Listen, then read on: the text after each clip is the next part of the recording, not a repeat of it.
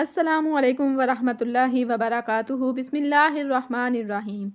ناظرین، رمضان المبارک کی راتوں میں نماز عشاء کے بعد باجماعت نماز کو تراویح کہا جاتا ہے۔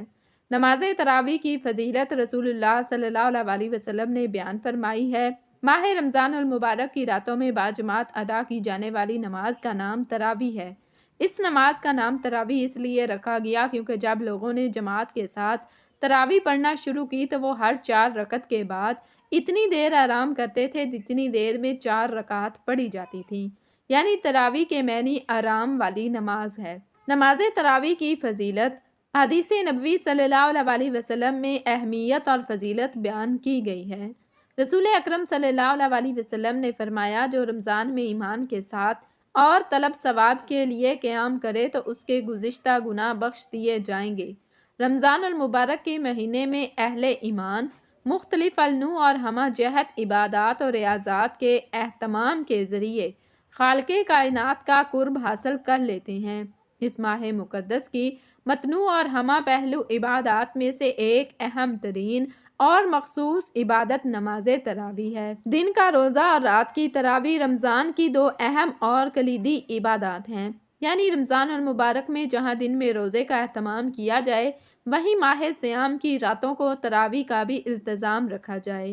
روزہ اور تراویح کی اس اہمیت اور افادیت کو ظاہر کرنے کے لیے 2 ہم وزن الفاظ سیام و قیام کا احادیث میں استعمال کیا گیا ہے۔ سیام یعنی روزے اور قیام یعنی تراویح، گویا کہ روزہ اور تراویح دونوں ایک دوسرے سے جڑے ہوئے ہیں۔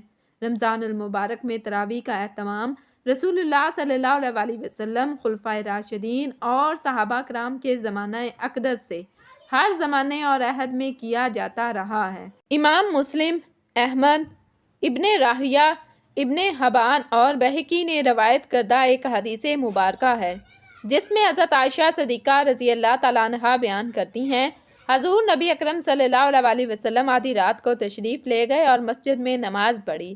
لوگوں نے بھی آپ کی اقتداء میں نماز پڑھنی شروع کر دی۔ صبح لوگوں نے آپس میں اس واقعہ کا ذکر کیا تو پہلی بار سے زیادہ لوگ جمع ہو گئے۔ حضور نبی کریم صلی اللہ علیہ وسلم دوسری رات تشریف لے گئے تو لوگوں نے پھر آپ صلی اللہ علیہ وسلم کی اقتداء میں نماز پڑھی۔ صبح لوگوں نے پھر اس واقعہ کا تذکرہ کیا تو تیسری رات مسجد میں بہت زیادہ لوگ جمع ہو گئے۔ حضور نبی کریم صلی اللہ علیہ وسلم تشریف لائے اور لوگوں نے آپ صلی اللہ علیہ وسلم کی اقتداء میں نماز پڑھی۔ چوتھی رات اس کثرت سے صحابہ جمع ہو گئے کہ مسجد تنگ پڑ گئی، لیکن حضور نبی کریم صلی اللہ علیہ وسلم ان کے پاس تشریف نہ لائے۔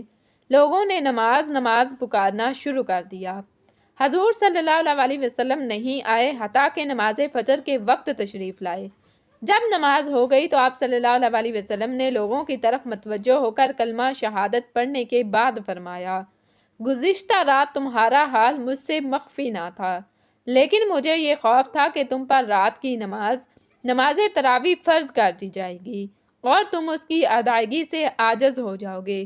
ایک حدیث پاک ہے جس میں حضرت زید بن ثابت رضی اللہ تعالیٰ عنہ سے یوں مروی ہے کہ آپ صلی اللہ علیہ وسلم نے جب تراویح کے حوالے سے صحابہ کرام کا ذوق و شوق اور نماز تراویح میں ان کی کثیر تعداد میں شرکت دیکھی تو آپ صلی اللہ علیہ وسلم کو تراویح کی فرضیت کا اندیشہ ہوا اور ہم سے فرمایا کہ اگر تم پر نماز تراویح فرض کر دی گئی تو تم اسے ادا نہ کر سکو گے، لہٰذا آپ صلی اللہ علیہ وسلم نے تراویح کی جماعت میں اپنی شمولیت ترک کرتے ہوئے صحابہ سے فرمایا کہ تم اسے گھروں پر ادا کیا کرو۔ حضرت ابو ہریرہ سے مروی ہے کہ رسول اللہ صلی اللہ علیہ وسلم نے فرمایا، جو شخص رمضان المبارک کی راتوں میں ایمان اور یقین کے ساتھ قیام کرے، نماز تراویح ادا کرے تو اس کے اگلے پچھلے تمام گناہ معاف کر دیے جائیں گے۔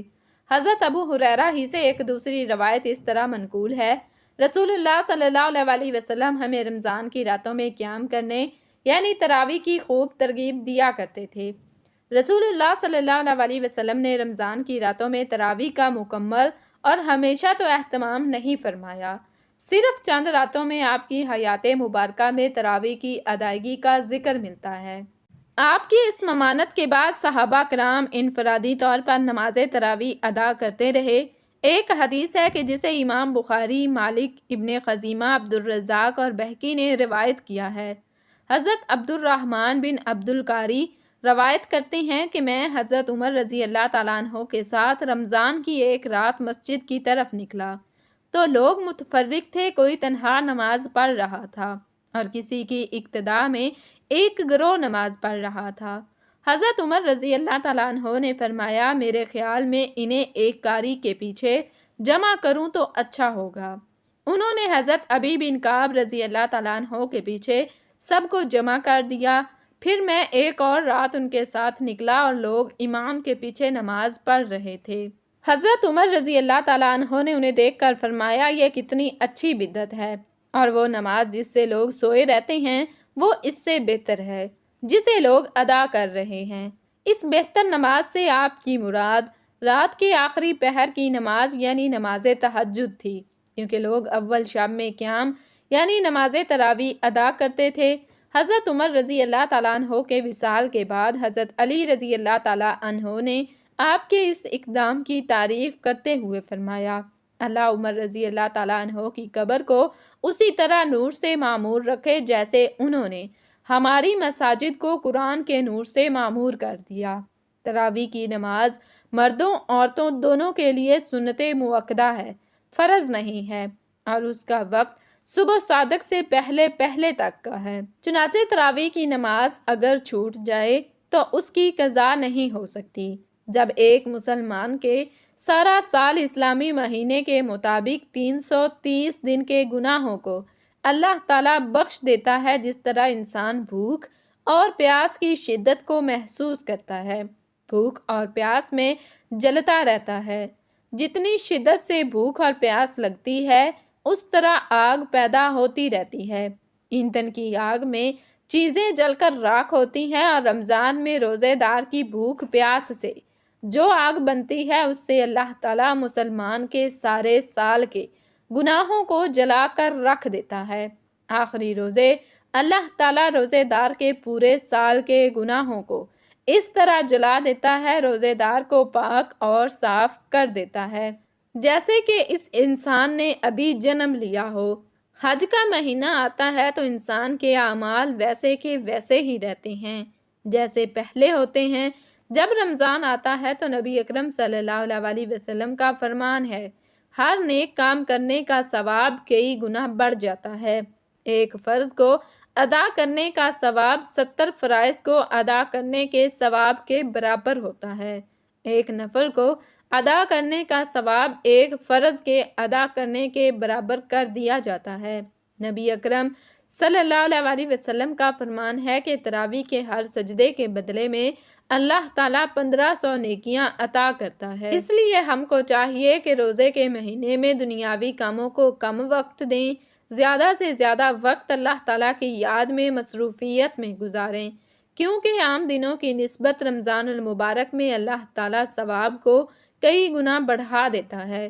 اپنے ملازمین کو بھی روزے کی تلقین کیا کریں، ملازموں سے رمضان میں بالکل کم کام لیا کریں تاکہ وہ عام معمول کے مطابق کاموں میں مشغول رہنے کی بجائے زیادہ سے زیادہ وقت اللہ تعالیٰ کی یاد میں گزار سکیں۔ روزے دار کے جسم سے روزہ فالتو چیزوں کو ختم کر کے شیطان کے خلاف لڑنے کی طاقت دیتا ہے۔ رمضان میں اللہ تعالیٰ روزے دار پر روزے کی حالت میں حلال چیزوں کو کھانے سے بھی منع فرما دیتا ہے۔ رمضان المبارک کے مہینے میں روزے دار روزہ رکھ کر برے کاموں سے منع ہو جاتا ہے۔ وہ غیر عورت کو حرام کی نگاہ سے نہیں دیکھتا، وہ تمام برے کاموں سے دور ہو جاتا ہے۔ روزے دار وہ کام نہیں کرتا جس کو اللہ تعالیٰ نے منع فرمایا ہے، وہ گالی غیبت جھوٹ جیسی برائیوں سے بچ جاتا ہے۔ جب وہ روزے کی حالت میں کھانا پینا چھوڑ دیتا ہے تو اس کو پتہ ہے کہ ایسا کرنے سے روزہ ٹوٹ جاتا ہے، تو وہ کسی کی غیبت کیوں کرے گا، کسی کو غلط نظر سے کیوں دیکھے گا۔ روزے دار بند کمرے میں پڑی ہوئی چیز کو بھی نہیں کھائے گا، اس کو یقین ہے کہ اس کو کھانے سے میرا روزہ ٹوٹ جائے گا۔ اس کو اس بات پر یقین ہے کہ اللہ تعالیٰ مجھے یہاں بھی دیکھ رہا ہے۔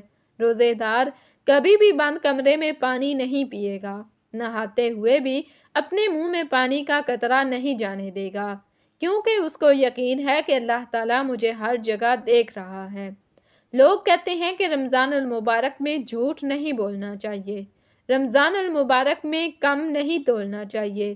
رمضان المبارک میں کیوں نمازیوں کی تعداد میں اضافہ ہو جاتا ہے؟ کیونکہ رمضان المبارک کے مہینے میں شیطان کو قید کر دیا جاتا ہے۔ حضرت محمد صلی اللہ علیہ وسلم کی امت سے پہلے یہ شرف کسی بھی امت کو حاصل نہیں ہوا کہ رمضان المبارک کے مہینے میں شیطان کو قید کر دیا گیا ہو، جہنم کے دروازے بند کر دیے گئے ہوں، جنت کے دروازوں کو کھول دیا گیا ہو۔ رمضان المبارک کے مہینے میں امت محمد صلی اللہ علیہ وسلم پر چیونٹیاں، مچھلیاں اور ہوائیں بھی دعا کرتی ہیں۔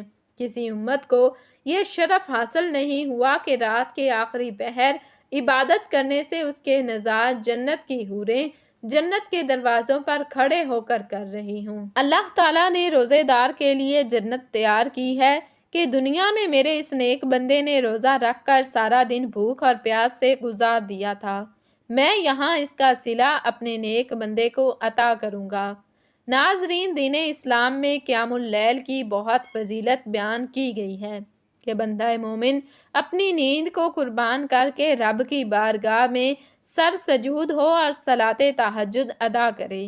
اسی قیام اللیل کی ایک صورت نماز تراویح ہے، جو کہ احادیث اور صحابہ کرام کے عمل اور اجماع امت سے ثابت ہے کہ مسلمان رمضان المبارک میں پورا مہینہ نماز عشاء کے بعد 20 رکعت نماز تراویح ادا کر کے قائمین اللیل کی فہرست میں اپنا نام درج کرواتے ہیں۔ ماہ رمضان المبارک کی راتوں میں ادا کی جانے والی 20 رکعت نماز باجماعت کا نام تراویح اس لیے رکھا گیا کہ جب لوگوں نے جماعت کے ساتھ تراویح پڑھنا شروع کی تو وہ ہر 4 رکعت کے بعد اتنی دیر آرام کرتے تھے جتنی دیر میں 4 رکعت پڑھی جاتی تھیں، یعنی تراویح کے معنی آرام والی نماز ہے۔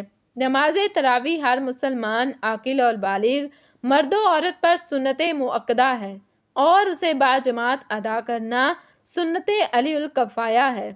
احادیث نبوی صلی اللہ علیہ وسلم میں نماز تراویح کی اہمیت اور فضیلت بیان ہوئی ہے۔ خلفائے راشدین رضوان اللہ تعالی اجمعین نے نماز تراویح کی مدامت فرمائی ہے۔ چنانچہ تاجدار مدینہ صلی اللہ علیہ وسلم کا ارشاد ہے کہ میری سنت اور خلفائے راشدین کی سنت کو اپنے اوپر لازم کر لو۔ حضرت ابو ہریرہ رضی اللہ تعالیٰ عنہ سے روایت ہے کہ رسول اللہ صلی اللہ علیہ وسلم نے ارشاد فرمایا، جو شخص رمضان کی راتوں میں ایمان کے ساتھ اور ثواب کی نیت سے عبادت کے لیے کھڑا ہو، اس کے پچھلے تمام گناہ معاف ہو جاتے ہیں۔ ثواب کی امید رکھنے کا مطلب یہ ہے کہ شہرت اور دکھاوے کے لیے نہیں بلکہ خالص اللہ تعالیٰ کی رضا حاصل کرنے کے لیے عبادت کی جائے۔ رمضان المبارک نزول قرآن کا مہینہ ہے، اس لیے ترتیب کے ساتھ نماز تراویح میں امت مسلمہ قرآن کی سماعت کرتی ہے۔ اللہ کے رسول صلی اللہ علیہ وسلم سارا سال رات میں قیام فرماتے تھے، جس کی گواہی قرآن کریم دیتا ہے۔ اے چادر اوڑھنے والے نبی، رات میں تھوڑا قیام کریں، آدھی رات یا اس سے کم یا اس سے کچھ زیادہ، اور قرآن ٹھہر ٹھہر کر پڑھیں۔ حضرت علی کرم اللہ وجہ الکریم نے فرمایا، ان 4 افراد کا روزہ قبول نہیں ہے۔ پہلا نمبر وہ عورت جو اپنے شوہر کی اطاعت نہ کرے، بس جب تک وہ توبہ نہ کرے تب تک اس کا روزہ قبول نہیں۔ دوسرا نمبر وہ فرزند جس نے والدین کی نافرمانی کی، جب وہ والدین کی اطاعت نہ کرے تب تک اس کا روزہ قبول نہیں ہے۔ تیسرا نمبر وہ غلام جو فرار ہو گیا ہو جب تک وہ واپس نہ آئے، اس کا روزہ قبول نہیں۔ چوتھا نمبر وہ شخص جو امام کی نافرمانی کرے، اس کا روزہ قبول نہیں ہے۔ اس لیے اگر آپ کے اندر یہ گناہ پائے جاتے ہیں تو آپ ان گناہوں سے توبہ کر لیں تاکہ اس مہینہ میں مغفرت پا سکیں۔ رمضان المبارک میں امت پر 5 خصوصی انعام۔ حضرت ابو ہریرہ رضی اللہ تعالیٰ عنہ سے روایت ہے کہ حضرت صلی اللہ علیہ وسلم نے فرمایا کہ رمضان شریف کے متعلق میری امت کو خاص طور پر 5 چیزیں دی گئی ہیں جو پہلی امتوں کو نہیں ملی۔ نمبر 1، روزہ دار کے منہ کی بدبو جو بھوک کی وجہ سے پیدا ہوتی ہے، اللہ تعالیٰ کے نزدیک مشک سے زیادہ پسندیدہ ہے۔ نمبر 2، ان کے لیے دریا کی مچھلیاں تک دعائے مغفرت کرتی ہیں۔ اور افطار کے وقت تک کرتی رہتی ہیں۔ نمبر 3، جنت ہر روز ان کے لیے سجائی جاتی ہے۔ پھر حق تعالی شانہ فرماتے ہیں کہ قریب ہے کہ میرے بندے دنیا کی مشقتیں اپنے اوپر سے پھینک کر تیری طرف آئیں۔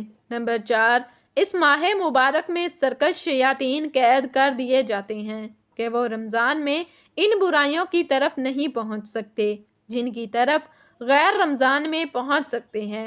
یعنی رمضان میں شیاطین قید ہونے کی بنا پر روزہ داروں کو گناہوں پر نہیں ابھار سکتے، لیکن انسان کا نفس گناہ کرانے میں شیاطین سے کم نہیں ہے اور گناہوں کا چسکا بھی گناہوں کی پٹڑی پر چلاتا رہتا ہے۔ تاہم پھر بھی گناہوں کی کمی اور عبادت کی کثرت کا ہر شخص مشاہدہ کرتا ہے۔ نمبر 5، رمضان کی آخری رات میں روزہ داروں کے لیے مغفرت کی جاتی ہے۔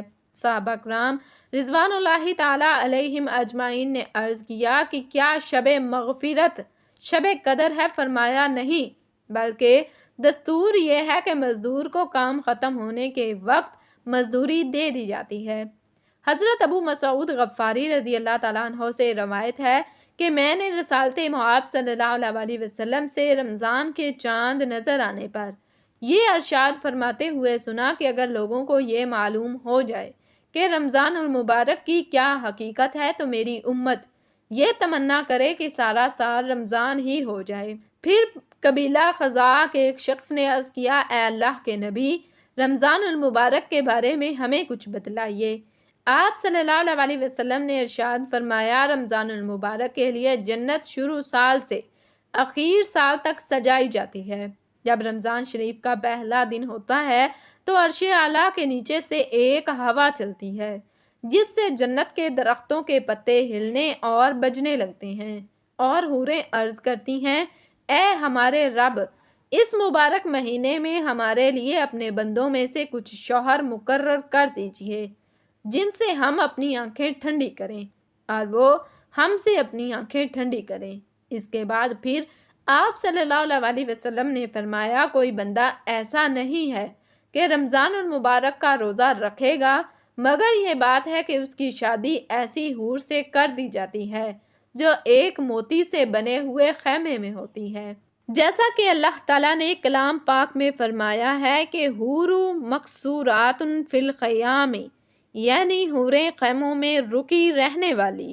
ان عورتوں میں سے ہر عورت کے جسم پر 70 قسم کے لباس ہوں گے جن میں سے ہر لباس کا رنگ دوسرے لباس سے مختلف ہوگا اور انہیں 70 قسم کی خوشبو دی جائے گی جن میں سے ہر عطر کا انداز دوسرے سے مختلف ہوگا، اور ان میں سے ہر عورت کی خدمت اور ضرورت کے لیے 70,000 نوکرانیاں اور 70,000 خادم ہوں گے۔ ہر خادم کے ساتھ ایک سونے کا بڑا پیالہ ہوگا جس میں کئی قسم کا کھانا ہوگا اور وہ کھانا اتنا لذیذ ہوگا کہ اس کے آخری لقمے کی لذت پہلے لقمے سے کہیں زیادہ ہوگی، اور ان میں سے ہر عورت کے لیے سرخ یاقوت کے تخت ہوں گے۔ ہر تخت پر 70 بسترے ہوں گے جن کے استر موٹے ریشم کے ہوں گے اور ہر بسترے پر 70 گدے ہوں گے، اور اس کے خاوند کو بھی اسی طرح سب کچھ دیا جائے گا، اور وہ موتیوں سے جڑے ہوئے سرخ یاقوت کے ایک درخت پر بیٹھا ہوگا۔ اس کے ہاتھوں میں 2 کنگن ہوں گے۔ یہ رمضان المبارک کے ہر روزہ کے بدلہ ہے، خواہ جو شخص بھی روزہ رکھے اور روزہ دار نے روزہ کے علاوہ جو نیکیاں اور اعمال صالحہ کیے ہیں ان کا اجر و ثواب اس کے علاوہ ہے۔ مذکورہ ثواب صرف روزہ رکھنے کا ہے۔ اللہ تعالیٰ ہمیں رمضان المبارک کی زیادہ سے زیادہ برکتیں سمیٹنے اور زیادہ سے زیادہ نیک اعمال کرنے کی توفیق عطا فرمائے اور ہمارا خاتمہ بالخیر فرمائے، آمین ثم آمین۔ ناظرین، کمنٹ باکس میں اللہ تعالیٰ کے 99 ناموں میں سے ایک نام ضرور ٹائپ کریں۔ شکریہ، اللہ حافظ۔